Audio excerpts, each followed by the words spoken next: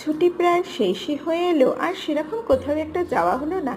চিন্তা কিসের? শিয়ালদা থেকে কৃষ্ণনগর লোকাল ধরে চলে আসতে পারো কৃষ্ণনগরে। সেখান থেকে 30 টাকা মাথা পিছু অটো ভাড়া দিয়ে পৌঁছে যাও হুলোর ঘাটে। হুলোর ঘাটে খানিকটা জলযোগ সেরে 3 টাকা খেয়া ভাড়া দিয়ে পার হয়ে চলে এসো মায়াপুর ঘাটে।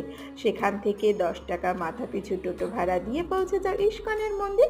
ইস্কনের মন্দিরে ঢুকেই ডান হাতে দেখতে পাবে ভোগের টিকিট কাউন্টার। সেখান থেকে 40 টাকা করে টিকিট করে নাও ভোগের জন্য।